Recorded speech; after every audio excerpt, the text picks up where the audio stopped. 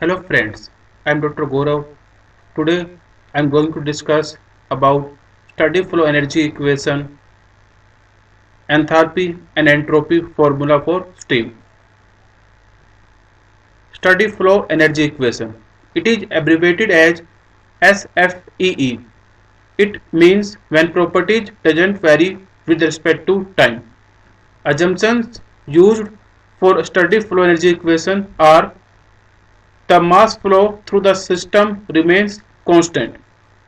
Fluid is uniform in composition. The only interaction between the system and surroundings are work and heat. The state of fluid at any point remains constant with time. In the analysis, only potential, kinetic, and flow energies are considered. Now, in this diagram, at the entry point of the fluid, the mass is m, u1 is the internal energy of the fluid, P1 is the pressure, V1 is the volume, and combined P1 V1 is known as flow work. Kinetic energy is KE1, potential energy is PE1. At the exit we are having mass flow rate M, U2 internal energy, P2 V2 flow work, kinetic energy KE2, potential energy PE2. As I have already called that mass flow through the system remain constant. So if you look in the diagram, at the entry mass flow rate m naught and at the exit mass flow rate is m naught. And also in the assumption we have told that only potential, kinetic and flow energies are considered. So in this diagram we have considered only kinetic, flow energy, internal energy and potential energy.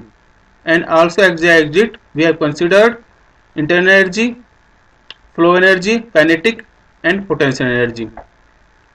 We have assumed that amount of heat transferred to the system is Q naught and work done by the system is W naught.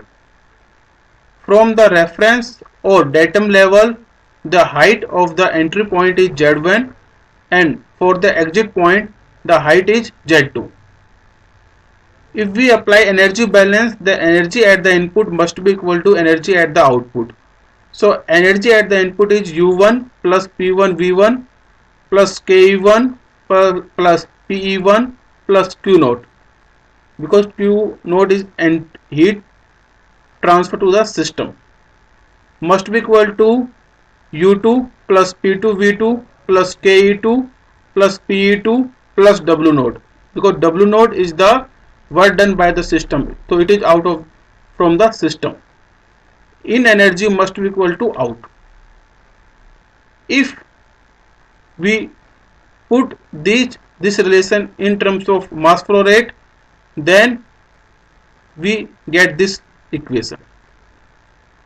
If we divide this equation by m naught, we will get equation internal energy per unit mass plus flow energy per unit mass, that is P1 multiplied by small v1 plus kinetic energy per unit mass plus potential energy per unit mass plus heat flow rate per unit mass is equal to internal energy per unit mass plus flow energy per unit mass plus kinetic energy per unit mass plus potential energy per unit mass plus work flow rate per unit mass.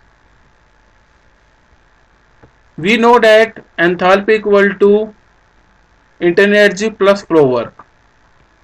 So if we see the equation, U plus PV must be equal to enthalpy. So here we will replace this U1 plus P1 V1 with H1, and on the RHS side we will replace U2 plus P2 V2 by H2. So we will get the new relation H1 plus kinetic energy per unit mass plus potential energy per unit mass plus heat transfer per unit mass is equal to H2 plus kinetic energy per unit mass plus potential energy per unit mass plus work done by the system per unit mass. We know that usually enthalpy, heat and work are in kilojoule per kg, and kinetic energy and potential energy are in joule per kg.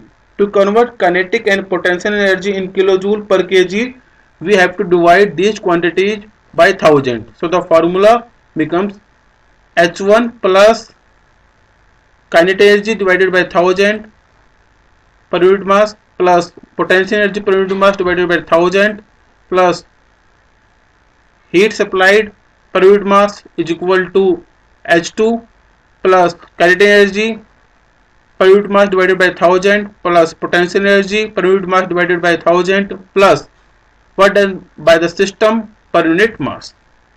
If we consider kinetic energy and potential energy changes are 0, then the formula becomes heat supply to the system per unit mass is equal to change in enthalpy per unit mass, that is H2 minus H1. So here we have to use H2 minus H1 plus work done by the system per unit mass. So we can say that inexact differential of heat is equal to exact differential of enthalpy plus here we are having inexact differential of work for the control volume. So in this formula there is a mistake, replace this H2 by H1. Next, for internal reversible system, we know that inexact differential of heat equal to temperature multiplied by exact differential of entropy. So if we compare these equations, we can say that T ds is equal to dH plus inexact differential of work within the control volume. We know that from second TdS equation that TdS equal to dH minus VdP.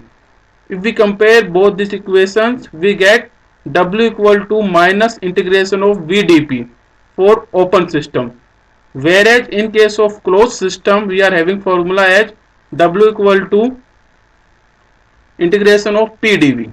So here the formula is different. The formula of change in enthalpy H2 minus H1 is equal to specific heat at constant pressure multiplied by final temperature minus initial temperature. Next is isentropic process.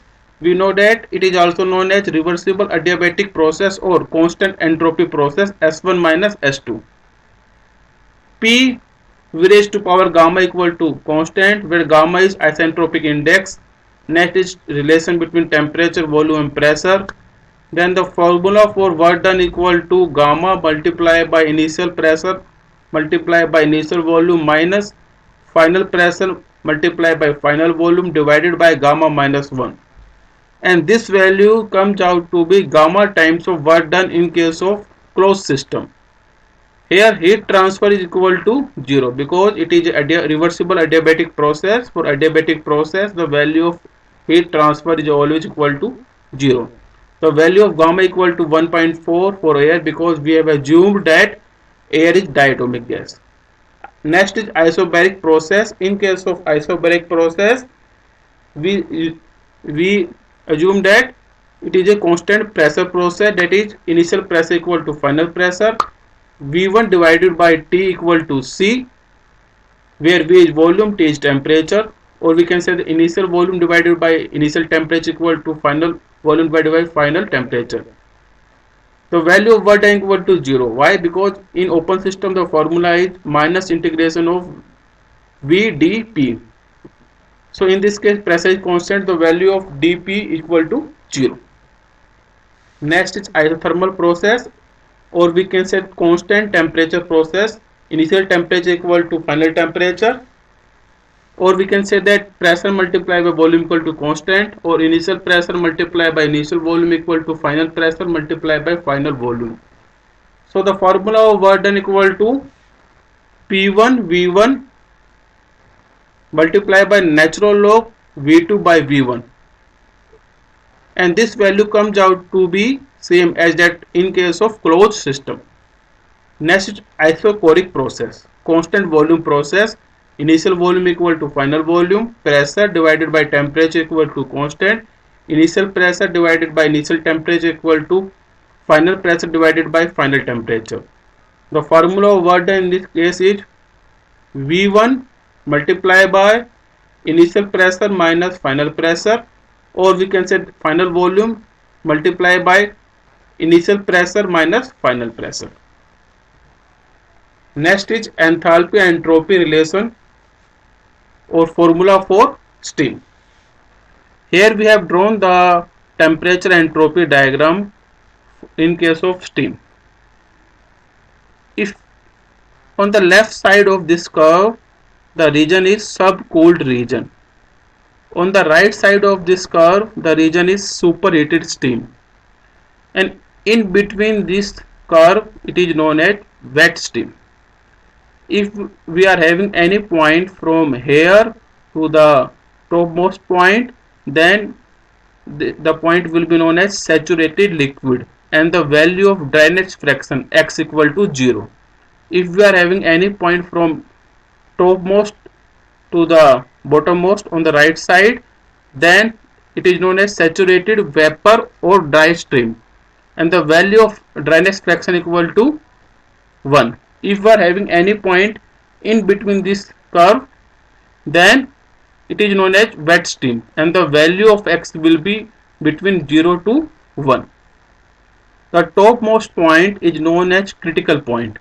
The value of pressure at this point is 221.2 bar and the value of temperature is 374.15 degrees Celsius and the value of specific volume is 0.00317 meter cube per kg. The region above this critical point is known as supercritical phase. One more important thing is the constant pressure line in TS diagram. The nature is such that on the left side it is from A to B. If we are moving from A to B in this curve form, then the pressure remains constant. In between it is a horizontal line, that is B to D. B to D is horizontal line, and on the right side it become again curve, that is from D to E, again curve. So any point that will lie on this line will have a value of constant pressure. Now we will find out the value of enthalpy and entropy at A, B, C, D and point E. So starting from point A is at subcooled liquid condition. So the value of enthalpy per unit mass equal to CPL, specific heat of subcooled liquid at constant pressure multiplied by change in temperature. For example, if we are having 1 atmospheric pressure and if we heat the liquid from 20 degrees Celsius to 80 degrees Celsius, then the value of delta T will be 80 minus 20. Next is point B. Now this point B is on this curve, on this line, curvature line. So it is known as saturated liquid condition, that is x equal to 0. So the value of HB will be equal to HF. HF value can be found from steam table corresponding to the given pressure and temperature, and the value of entropy will be equal to SF. If we are having point C, then the point C is known as wet condition point and the value of dryness fraction is between 0 to 1 and the formula of enthalpy is Hc equal to Hf plus X HFG. So we can replace this Hf with Hb also. So Hf and Hfg can be find out from steam table corresponding to given pressure and temperature, and value of X will be provided by the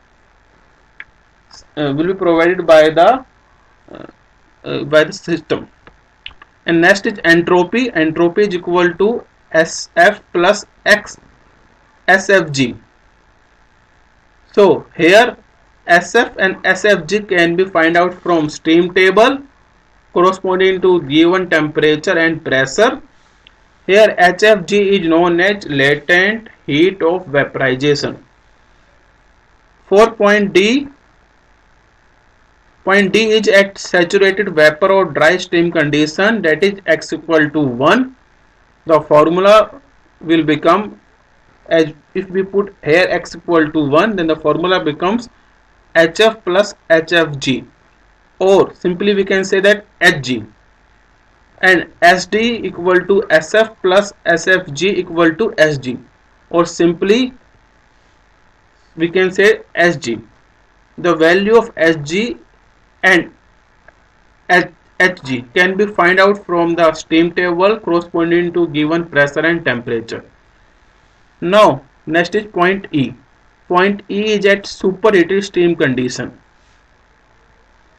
Here on the right side, the formula for enthalpy H equal to Hg plus Cpv Te minus Td. The value of Hg can be find out from the stream table corresponding to given pressure and temperature at point D. Why D? Because point D represents saturation temperature. So we have to find out the value of Hg at given pressure and saturation temperature. The temperature at point E is known as superheated temperature, and the temperature at point C, B, C and D is known as saturation temperature. So we have to find out the value of Hg at saturation temperature and given pressure. Next is Cpv. Cpv is the value of specific heat for superheated steam at constant pressure, and Te minus Td. Te is the superheated steam temperature and Td is the saturation temperature. You can find out the value of saturation temperature from stream table from from given pressure, and S equal to Sg plus 2.3 Cpv log base 10 having ratio of Te by Td. So Sg value can be find out from the stream table. Cpv I have already defined as value of specific heat for superheated steam at constant pressure. So here I have tried to find out the value of enthalpy and entropy corresponding to a condition A, B, C, D and E. One thing you have to remember is that all these points lie on the same pressure line. Second thing you have to remember is that point B, C and D all are having same temperature value equal to saturation temperature. Thanks. Any question you can write to me gaurav.citm@gmail.com.